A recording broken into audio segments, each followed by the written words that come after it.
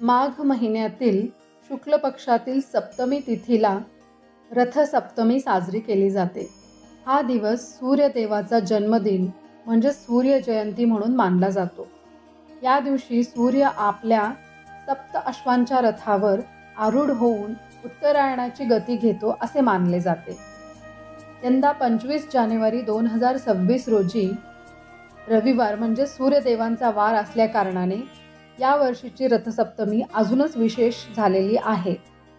एका प्रसिद्ध कथेनुसार एका राजपुत्राला त्वचारोग झाला होता. त्याला एका ऋषींनी रथसप्तमीच्या दिवशी सूर्यपूजा व सूर्यास अर्घ्य देण्याचा सल्ला दिला. राजपुत्राने श्रद्धेने ही पूजा पूर्ण केली.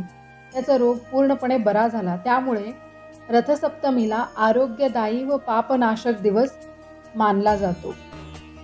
या दिवशी सूर्योदयापूर्वी स्नान करावे.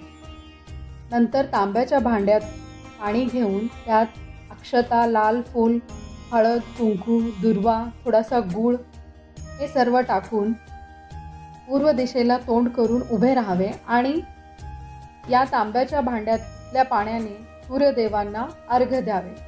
अर्घ्य देत असताना तुम्ही ओम घृणी सूर्याय नमः या मंत्राचा जप करू शकता किंवा सूर्य गायत्री मंत्राचा जपही करू शकता. तसेच सूर्यस्तुती, सूर्याष्टक किंवा आदित्य हृदय स्तोत्राचंही पठण करू शकता. त्यानंतर 7 किंवा 12 सूर्यनमस्कार करून साधा सात्विक नैवेद्य श्री सूर्यनारायणांना अर्पण करू शकता. रथसप्तमीच्या दिवशी श्रद्धेने केलेली सूर्यपूजा शरीर व मनाचे आरोग्य सुधारते.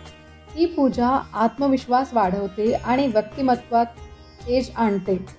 सूर्यदेवांची उपासना केल्याने मनातील नकारात्मक विचार दूर होतात आणि सकारात्मकता निर्माण होते.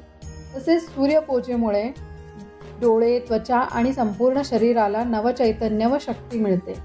रथसप्तमीच्या दिवशी केलेली सूर्यपूजा जीवनात यश, सुख, समृद्धी आणि सकारात्मक ऊर्जा घेऊन येते. जर तुम्हाला हा व्हिडिओ आवडला असेल तर लाईक करा, शेअर करा आणि अशाच भक्तिपूर्ण माहितीसाठी चॅनलला सबस्क्राईब करा. नमस्कार.